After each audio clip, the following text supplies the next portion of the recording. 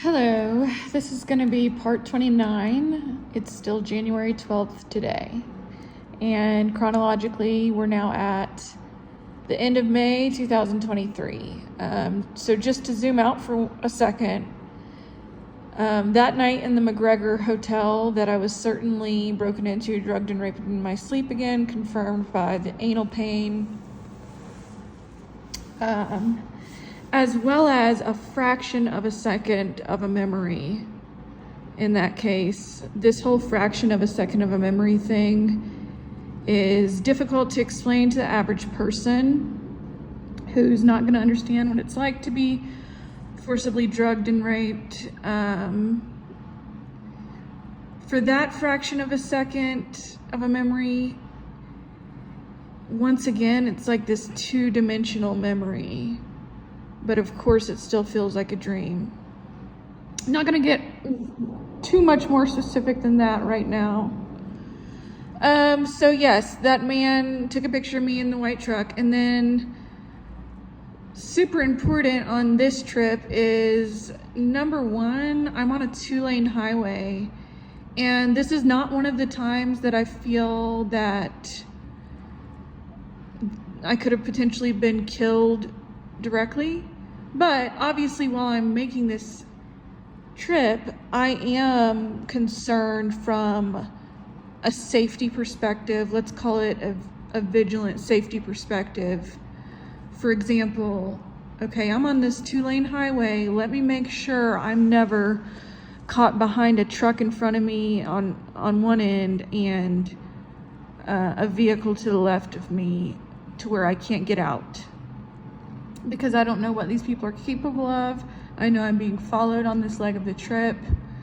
And obviously they're following me for the sake of trying to see where I go to sleep that night so that they can break in, drug, and rape me in my sleep. Once I noticed I was being followed, I did not stop anywhere on that leg, that travel leg back to North Carolina. So that's obviously part of the reason that they're following me, but just like any reasonable person, I'm in fear for my safety because there are multiple people following me, including taking pictures. I'm thinking about it from the perspective of, let me not, I don't know what these people are capable of doing, and I'm not gonna let my guard down long enough to find out. They might surround me with 3 vehicles, corner me, run me off the road. That's important because later in my testimony, something like that did happen. Not quite to that extent, but something similar. So that's on my mind heavy at this time. So, that night, again, I have the dates somewhere. I had taken note of that car with the blacked out, that large black truck with the blacked out windows that you could not see into at all. There's also like a flashlight on the front of that truck. Well, about 12 hours later, so the next morning, many states away, at this point we were in South Carolina, I had taken note of that black truck while in Texas. And then many hours later, I'm in South Carolina, my exact route, noticed the same truck. Of course, I knew that that truck was following me.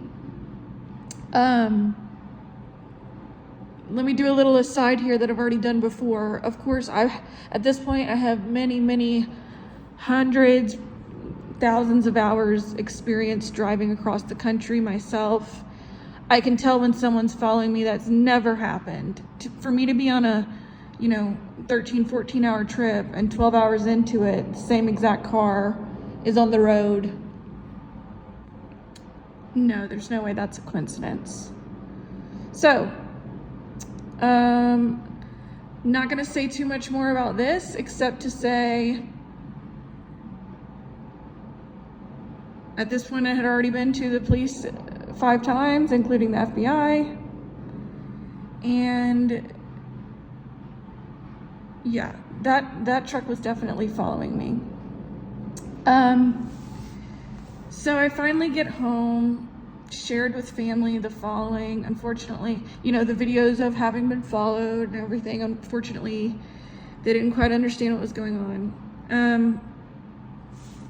Sorry for this background noise. It is not ideal. So I got home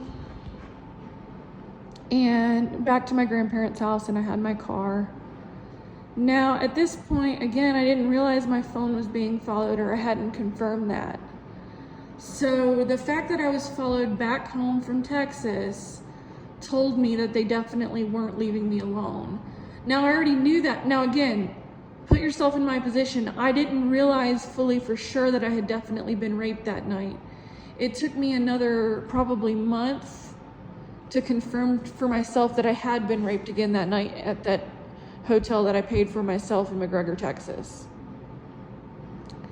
I only emphasize that, you know, the fact that every single time I've been raped in a hotel, I paid for it myself, didn't have anyone in the hotel room and everything like that. I emphasize that because of the victim blaming that I've now grown accustomed to. That's like, oh, well, you shouldn't be in hotels. Well, a bunch of people have stayed in hotels, and especially when you're being stalked nonstop and you're trying to run away,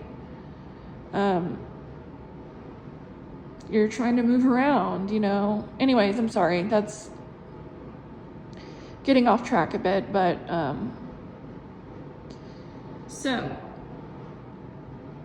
got back home, didn't realize that I had certainly been raped again. And just to give a bigger picture, that would have been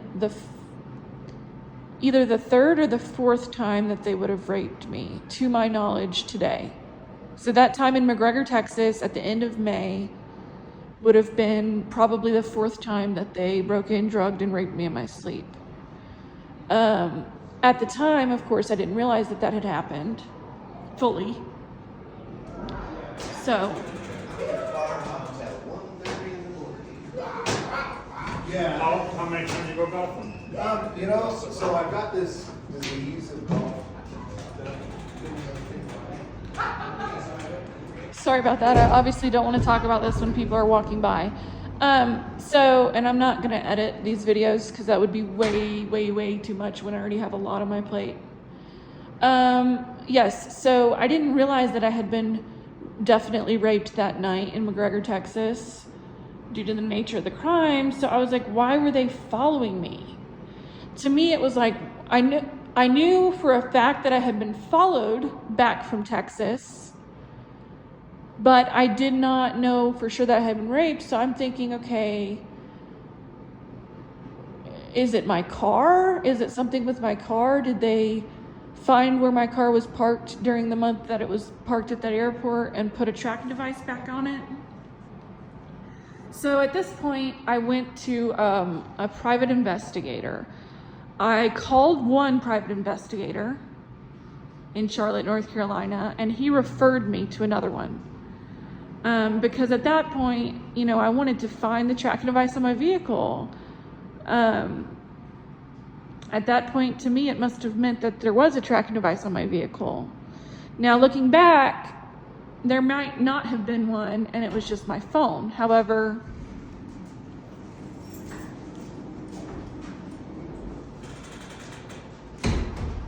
there is a chance that it was both.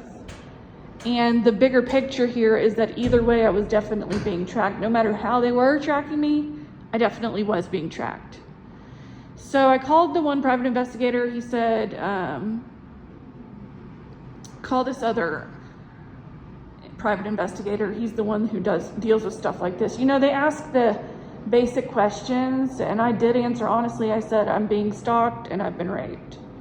Based on that, he referred me to, let's call them BC, this private investigator company. I called BC. I said, you know, I gave like a very basic, there's most likely a tracking device in my vehicle. I need to have it looked for. You know, at that point I had been to the police 5 times. And for me, not being stalked anymore was the number one priority, because it's like, why did I come home if they can still stalk me here, right? Obviously. when I was on the phone with him, he did ask a bunch of questions, but at the same time, I'm hiring him. So I did answer his questions over the phone. And before we got off the phone, I was like, can you come here and check my car here?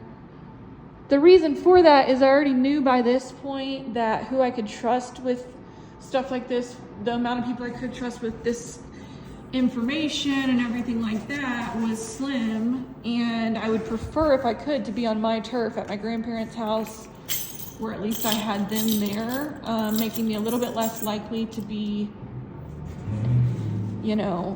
manipulated if I'm not alone. Not trying to victim blame, just saying trying to do whatever I can to make it best. Well, he quoted me a lot more money to come out there and made it sound like I might have to wait longer. But also, unfortunately, I started asking myself, well, would it even be useful? Would it perhaps be worse because my grandparents didn't fully believe me? So I said, I'll come there today, especially because it was less money for me to have to pay him. And one thing that's important that he said before we got off the phone, number one, he already had my name. Number two, he said, well, you're going to have to wait an hour to come here, or like an hour and a half to come here, because the people with the equipment that we need to search your car are out on another job right now.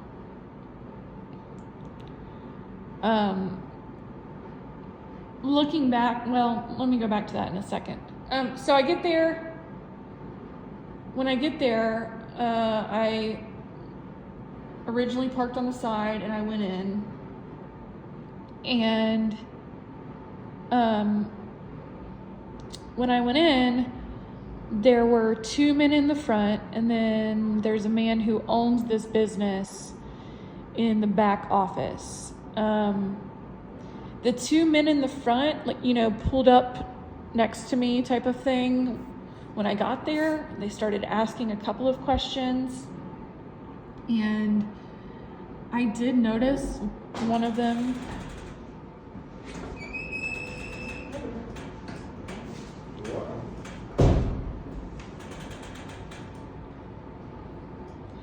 I did notice that one of them seemed to be recording me without asking, potentially.